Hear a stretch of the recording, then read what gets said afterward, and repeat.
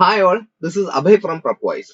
Plus ടുവിന് ശേഷം ഇന്ത്യയിൽ ഏറ്റവും മികച്ച ക്യാമ്പസുകളിൽ അഡ്മിഷൻ സെക്യൂർ ചെയ്യുന്നതിനായിട്ട് 2024 CUET, UG, IPMAT, JIPMAT അതുപോലെ NCET തുടങ്ങിയ എൻട്രൻസ് എക്സാമുകൾക്ക് തയ്യാറെടുക്കുന്നവർക്കായി Prepwise സംഘടിപ്പിക്കുന്ന ഫ്രീ ഓൺലൈൻ വർക്ക്ഷോപ്പ്. കൂടുതൽ വിവരങ്ങൾക്കായി താഴെ കൊടുത്തിരിക്കുന്ന ഡിസ്ക്രിപ്ഷൻ ചെക്ക് ചെയ്യുക. ഡിസ്ക്രിപ്ഷനിൽ കൊടുത്തിരിക്കുന്ന ഫോം ഫില്ല് ചെയ്ത് എത്രയും പെട്ടെന്ന് രജിസ്റ്റർ ചെയ്യുക. Hi all, CUET UG 2023 question paper ഡിസ്കഷന്റെ പുതിയൊരു സെഷനിലേക്ക് സ്വാഗതം. അപ്പൊ ഈ ഒരു സെഷനിൽ നമ്മൾ ഡിസ്കസ് ചെയ്യുന്നത് ജനറൽ മെന്റൽ അബിലിറ്റിയിലെ കുറച്ച് ക്വസ്റ്റ്യൻസ് ആണ്. ഫസ്റ്റ് ക്വസ്റ്റ്യൻ നോക്കാം. Complete the figure. താഴെ തന്നിരിക്കുന്ന ആ ഒരു ഫിഗർ കംപ്ലീറ്റ് ചെയ്യാൻ വേണ്ടിയിട്ടാണ്. അപ്പോ നമുക്കറിയാം ഇവിടെ റൈറ്റിലോട്ടുള്ള ഒരു ആരോ പോലെയാണ്, അല്ലെങ്കിൽ ആ ഒരു ഫിഗർ ആണ് ജസ്റ്റ് മിസ്സിംഗ് ഉള്ളത്. അപ്പൊ ആ രീതിയിൽ നോക്കുന്ന സമയത്ത് എന്തായാലും ഈ ഒരു ഓപ്ഷൻ നമുക്ക് എന്തായാലും വരില്ല. കാരണം റൈറ്റിലോട്ടുള്ള അല്ലെങ്കിൽ റൈറ്റിലോട്ട് ആരോ വരുന്ന രീതിയിലാണ് നമുക്ക് എന്ത് ചെയ്യേണ്ടത്, ആ ഒരു ആൻസർ വരേണ്ടത്. ഈ ഒരു ഓപ്ഷന് നമുക്ക് എന്ത് ചെയ്യില്ല, റൈറ്റ് ആൻസർ ആയിട്ട് വരില്ല. ഓക്കെ, നമുക്കറിയാം സെൻട്രലിൽ ഇങ്ങനെ ഒരു ലൈൻ വരുന്നുണ്ട്. അതായത് ഇവിടെ ഒരു ലൈനും കൂടി വരേണ്ടേ. ആ ഒരു രീതിയിൽ നോക്കുമ്പോൾ ഓപ്ഷൻ 3 നമ്മുടെ ആൻസർ ആവില്ലല്ലോ. ഓപ്ഷൻ 2 ആയിരിക്കും നമ്മുടെ റൈറ്റ് ആൻസർ ആയിട്ട് വരുന്നുണ്ടാവുക. Next question, what will be the angle between the hour hand and minute hand of a clock when time is 5:36? അപ്പൊ 5:36 ആവുന്ന സമയത്ത്, സമയം 5:36 AM ആണ്. ആ ഒരു സമയത്ത് നമ്മുടെ ഹവർ ഹാൻഡും അതുപോലെ തന്നെ മിനിറ്റ് ഹാൻഡും തമ്മിലുള്ള ആംഗിൾ എത്രയായിരിക്കും എന്നുള്ളതാണ്. നമുക്ക് അറിയുന്ന ഒരു ഇക്വേഷൻ ഉണ്ട്, θ is equal to 11/2 m minus 30 h. Okay, ഈ ഇക്വേഷൻ പഠിച്ചു വെക്കാം. ഓക്കെ, തീറ്റ എന്ന് പറയുന്നത് ആംഗിൾ ആണ്. അപ്പൊ ഏതൊരു സമയം ചോദിച്ചിട്ട് അതിന്റെ ഇടയിലുള്ള ആംഗിൾ ചോദിച്ചാലും അവർ ഹാൻഡും മിനിറ്റ് ഹാൻഡും തമ്മിലുള്ള ആംഗിൾ ചോദിച്ചാലും ഈ ഒരു ഇക്വേഷനിൽ സബ്സ്റ്റിറ്റ്യൂട്ട് ചെയ്താൽ മതി. അപ്പൊ 11/2 ഇൻറ്റു എം, മിനിറ്റ് എത്രയാണ് ഇവിടെ 36 ആണ്, മൈനസ് 30 ഇൻറ്റു ഹവർ എത്രയാണ് 5 ആണ്. അപ്പൊ 30 into h hour. Okay, modulus ആണ് കേട്ടോ. ഇവിടെ 2 അതുപോലെ തന്നെ 36 ഞാൻ കട്ട് ചെയ്ത് ഇവിടെ എത്ര വന്നു, 18 വന്നു. ഓക്കെ, 18 ഇൻറ്റു 10 എന്ന് പറയുന്നത് 150 ആണ്. 150 പ്ലസ് ഒരു 18 കൂടി ചെയ്യുന്ന സമയത്ത് 198 ആണ്. മൈനസ് 30 ഇൻറ്റു 5 എത്രയാണ്, 3 ഇൻറ്റു 5 15 ആണ്, 150 വന്നു. 198 മൈനസ് 150 എന്ന് പറയുമ്പോൾ 48 ഡിഗ്രി ആയിരിക്കും നമ്മുടെ റൈറ്റ് ആൻസർ ആയിട്ട് വരുന്നുണ്ടാവുക. Next question, here are some words translated from artificial language. Deciphering message type of question ആണ്, അല്ലെ? കോഡിംഗ് ആൻഡ് ഡീകോഡിംഗിലെ ഒരു ടൈപ്പ് ആണിത്. Okay, IDNIM NOP means they are innocent. Next, GOBOTSAL means we like roses.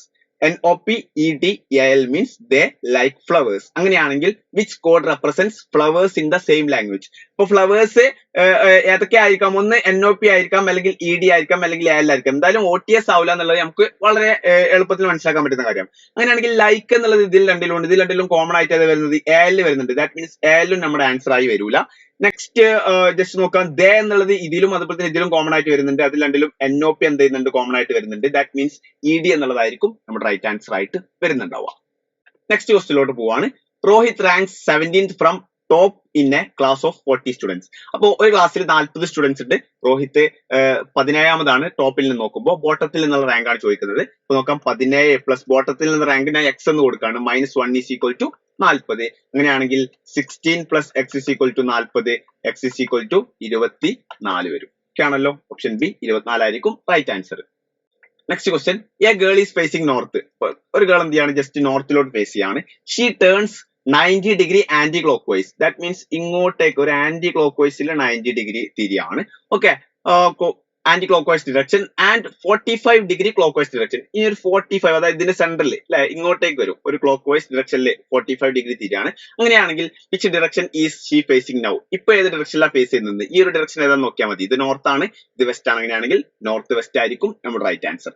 Next question, given below are two statements. One is labeled as assertion and other is labeled as reason. Assertion നോക്കാം, copper is used to make electrical wires. വളരെ correct ആയിട്ടുള്ള ഒരു assertion ആണ്. Copper എന്ത് ചെയ്യാറുണ്ട്, electrical wires ഉണ്ടാക്കാൻ വേണ്ടിയിട്ട് use ചെയ്യാറുണ്ട്. അതിന്റെ റീസൺ പറയുന്നത് copper has very low electrical resistance. അപ്പോ കോപ്പറിന് ഇലക്ട്രിക്കൽ റെസിസ്റ്റൻസ് കുറവാണ്. അതും കറക്റ്റ് ആയിട്ടുള്ള ഒരു കാര്യമാണ്. ഇനി നമ്മൾ നോക്കേണ്ടത് തന്നിരിക്കുന്ന അസേഷന്റെ കറക്റ്റ് റീസൺ തന്നെയാണോ ഇവിടെ കൊടുത്തിരിക്കുന്ന റീസൺ എന്നുള്ളതാണ്. കോപ്പർ കൊണ്ട് ഇലക്ട്രിക്കൽ വയർ ഉണ്ടാക്കാനുള്ള ഒരു മെയിൻ കാരണം എന്ന് പറയുന്നത് അതിന്റെ ലോ റെസിസ്റ്റൻസ് തന്നെയാണ്. ദാറ്റ് മീൻസ് അസേഷനും റീസണും കറക്റ്റ് ആണ്. അതുപോലെ തന്നെ അസേഷന്റെ കറക്റ്റ് റീസൺ ആയിട്ട് തന്നെയാണ് തന്നിരിക്കുന്ന റീസൺ എന്ത് ചെയ്യുന്നത്, അല്ലെങ്കിൽ കറക്റ്റ് എക്സ്പ്ലനേഷൻ ആയിട്ട് തന്നെയാണ് റീസൺ കൊടുത്തിട്ടുള്ളത്. ആ രീതിയിൽ നോക്കുമ്പോൾ ഓപ്ഷൻ 1 ആണ് റൈറ്റ് ആൻസർ. വളരെ ഈസി ആയിട്ടുള്ള ക്വസ്റ്റ്യൻ ആണ്. Next question, there are 5 different houses, H1, H2, H3, H4, H5 in a row. ഒരു റോയില് 5 ഹൗസസ് ഉണ്ട്. ഓക്കെ ആണല്ലോ. H1 is to the right of H2. ഇപ്പൊ H2ന്റെ റൈറ്റിലാണ് ആരുള്ളത്, H1 ഉള്ളത്. H1 is to the right of H2ന്റെ റൈറ്റിലാണ് H1 ഉള്ളത്. And H5 is the left of H3. H5 is the left of H3. H3യുടെ ലെഫ്റ്റിലാണ് H5 ഉള്ളത്. Next പറയുന്നത് അവിടെ ഒരു കാര്യം കൂടി പറയുന്നത് H5 is the left of H3 and right of H1. അപ്പൊ ഈ ഒരു H1 ഞാൻ അങ്ങോട്ടേക്ക് മാറ്റിയാൽ മതി ജസ്റ്റ്. ഓക്കെ, H1 വന്നു. H1 ലെഫ്റ്റിൽ ഓൾറെഡി ആരുണ്ട്? H2 ഉണ്ട്. Okay, H1 is to the right of H4. Okay, H2 is to the right of H4 ന്റെ റൈറ്റിലാണ് H2 ഉള്ളത്. അപ്പൊ നമുക്ക് അഞ്ചാളെ അറേഞ്ച്മെന്റ് ആയല്ലോ, ഇത് നമുക്ക് ഇനി വേണ്ട. ബാക്കി അഞ്ചാളുടെയും അറേഞ്ച്മെന്റ് ആയിട്ടുണ്ട്. അങ്ങനെയാണെങ്കിൽ which of the house is in the മിഡിലുള്ള ഹൗസ് ഏതാണ്? H1 ആണ്. വളരെ ഈസി. നെക്സ്റ്റ് ക്വസ്റ്റിലോട്ട് പോവാം. When seen through a mirror a clock shows 3:30. What is the correct time? ഇപ്പൊ മിറർ ടൈം ആണ് ചോദിക്കുന്നത്. 3:30 ആണ് മിററിലൂടെ കാണുന്ന സമയത്ത്. നേരെ തിരിച്ചു ചോദിച്ചാലും മറിച്ച് ചോദിച്ചാലും ഒക്കെ നമ്മൾ ഒരു ആൻസറേ ഉള്ളൂ. എങ്ങനെയാണ്? 11:60 നിന്ന് ജസ്റ്റ് നമുക്ക് തന്നിരിക്കുന്ന ടൈം മൈനസ് ചെയ്യും. 3:30. അപ്പൊ 11ൽ നിന്ന് 3 മൈനസ് ചെയ്യുന്ന സമയത്ത് ഓൾമോസ്റ്റ് 7 8 വന്നു. ഓക്കെ, 60ൽ നിന്ന് 30 മൈനസ് ചെയ്യുന്ന സമയത്ത് 30. അപ്പൊ 8:30 ആയിരിക്കും നമ്മുടെ റൈറ്റ് ആൻസർ ആയിട്ട് വരുന്നുണ്ടാവുക. Next question, find the missing term. Missing term കണ്ടെത്താൻ വേണ്ടിയിട്ടാണ് ചോദിക്കുന്നത്. ജസ്റ്റ് നോക്കാം.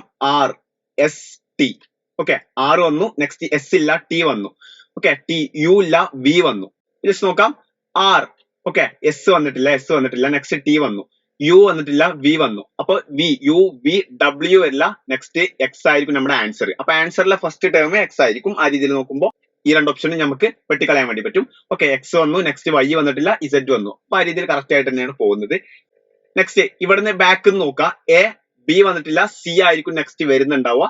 നെക്സ്റ്റ് D വന്നിട്ടില്ല, E വന്നു. നെക്സ്റ്റ് F വന്നിട്ടില്ല, G വന്നു. നെക്സ്റ്റ് H വന്നിട്ടില്ല, I വന്നു. അപ്പൊ ആ രീതിയിൽ നോക്കുമ്പോൾ B ഇല്ല, നെക്സ്റ്റ് C. അപ്പൊ XC ആയിരിക്കും നമ്മുടെ right answer.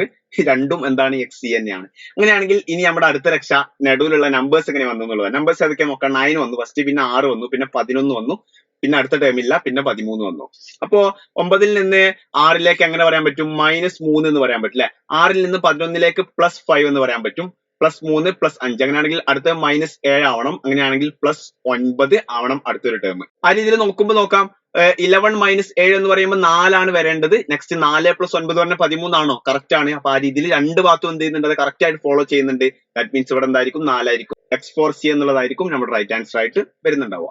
Next question, Pankaj is younger than Sonali. അപ്പൊ നോക്കാം. Pankaj is younger than Sonali. Okay, and Rupali is older than Tinu. Okay, Rupali is older than Tinu. Next, who among them is oldest? അവരിൽ ആരാണ് ഏറ്റവും ഓൾഡസ്റ്റ് എന്നുള്ളതാണ് ചോദിക്കുന്നത്. ഇപ്പോ നമുക്ക് തുടക്കത്തിൽ ആ ഒരു ക്വസ്റ്റ്യൻ വായിക്കുന്ന സമയത്ത് ഇതൊരു logical puzzle type of question ആണെന്ന് തോന്നാമെങ്കിലും ഇതൊരു ഡാറ്റ സഫിഷ്യൻസി ക്വസ്റ്റ്യൻ ആണ്.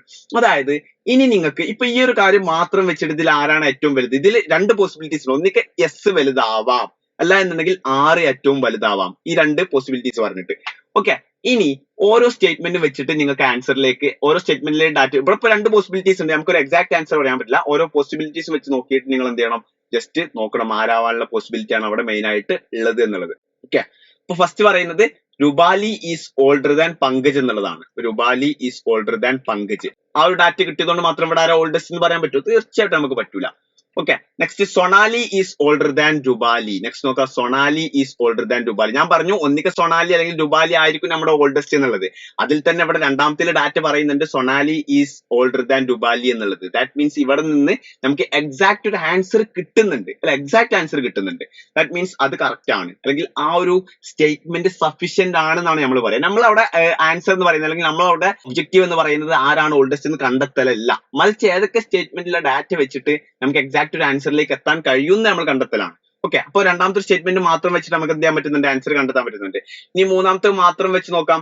Tinu is youngest them all. Tinu youngest ആണ് എന്ന് വിചാരിച്ച്, ഏറ്റവും യങ്ങസ്റ്റ് ആണെന്ന് വിചാരിച്ച് നമുക്ക് എന്ത് ചെയ്യാൻ പറ്റില്ല? S ആണോ R ആണോ? ഈ ഒരു ഡാറ്റ ഇല്ലാന്ന് വിചാരിക്കുക. ഈ ഒരു ഡാറ്റ മാത്രം നോക്കുക. ഓക്കെ, ഇതും അതുപോലെ തന്നെ ഈ ഒരു മൂന്നാമത്തെ ഡാറ്റയും മാത്രം നോക്കുക. അത് മാത്രം വെച്ചിട്ട് ആരാണ് ഓൾഡസ്റ്റ് നമുക്ക് എന്ത് ചെയ്യാൻ പറ്റില്ല? പറയാൻ വേണ്ടി പറ്റില്ല. ഇപ്പൊ ഈ ഒരു ഡാറ്റയും സഫീഷ്യന്റ് അല്ല. ഓപ്ഷൻ B അല്ലാന്നുണ്ടെങ്കിൽ സ്റ്റേറ്റ്മെന്റ് B മാത്രമാണ് നമുക്ക് അവിടെ സഫീഷ്യന്റ് ആയിട്ട് വരുന്നത്. ഇത്രയൊക്കെയാണ് മെയിൻ ആയിട്ട് നമ്മൾ ഈ ഒരു സെഷനിൽ ഡിസ്കസ് ചെയ്യാൻ വേണ്ടി വിചാരിക്കുന്നത്. ബാക്കി സെഷനുമായിട്ട് നമ്മൾ വീണ്ടും കാണും. അതുവരേക്കും ബൈ.